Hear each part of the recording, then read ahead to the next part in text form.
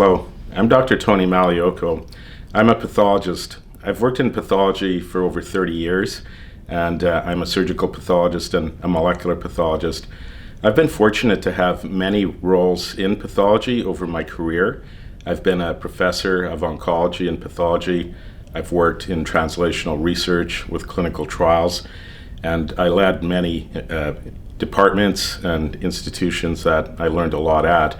These included the Moffitt Cancer Center, where I was very fortunate to be chair of pathology there for 8 years, and I was the pathology group leader at the Tom Baker in Calgary for 13 years before that. Currently, I'm the founder of a company called Protean BioDiagnostics. Protean BioDiagnostics is focused on precision oncology and trying to make precision oncology and precision diagnostics more easily available to community doctors, community networks, and patients around the country and around the world. We've deploy innovative testing, and we coordinate clinical trials and assist others with research studies. So I'm very fortunate to have this role currently. The question that was asked is, what are some of the emerging diagnostic tools that are making an impact in GI cancer and oncology? That there are many diagnostic technologies and companion diagnostics being deployed across cancer treatment and diagnostics, but what is specifically happening in GI? This is a great question. We're living in a time of really rapid change, and many new diagnostic modalities are coming to play.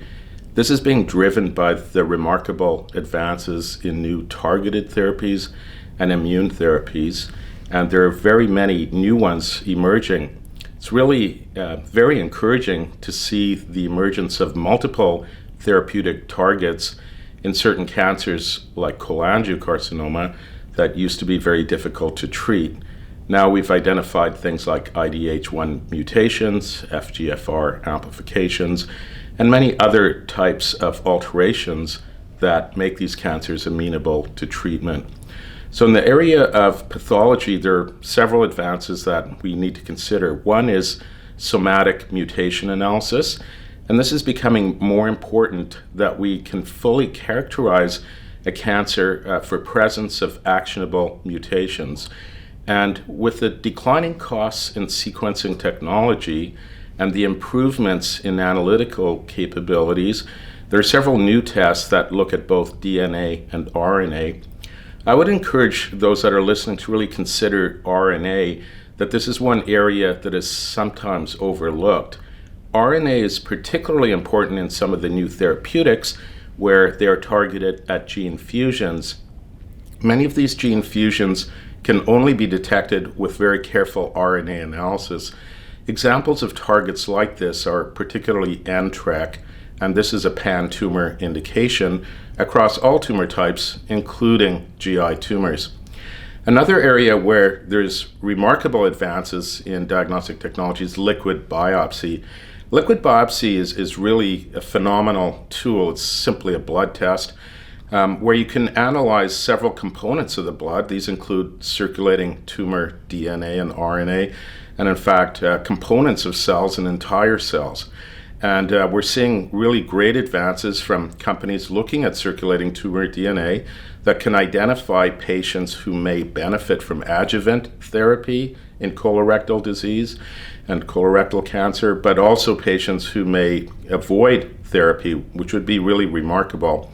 There's also some advances where circulating tumor DNA might find people who have achieved pathologic complete response and may even possibly avoid additional surgery following neoadjuvant treatment. I think this is quite exciting as well, but these are obviously still research settings, and more data is required to determine if these will become standards of care.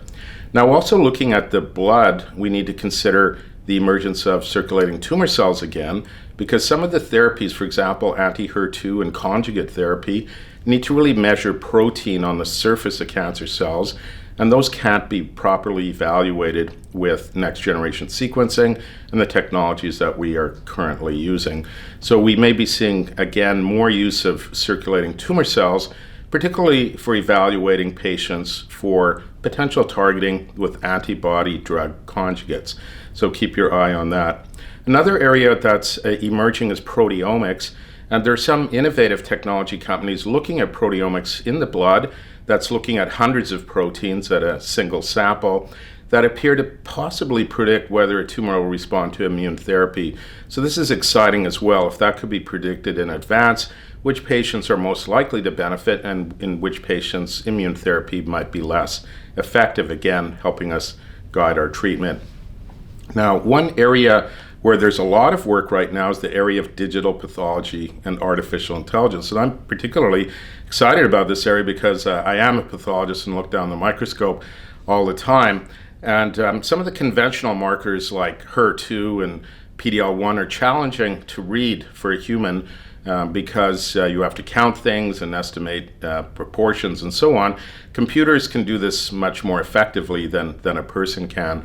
So moving some of these biomarkers onto a computational platform could really help us more accurately measure these biomarkers and deploy it more broadly, again, to regions of the world where pathologists may be lacking. And you may not know this, but globally there's actually quite a significant shortage of pathologists, and entire countries in some regions of the world only have one or two and are incapable of providing adequate pathology coverage for their populations.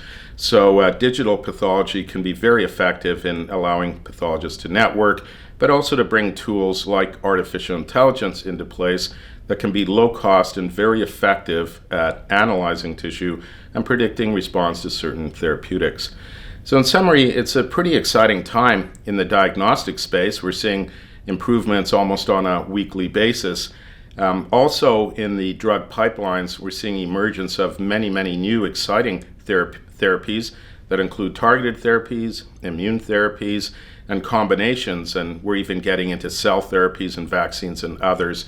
So there are plenty of new opportunities for new innovative trials, new research opportunities, and always collaborations. So thanks for those great questions.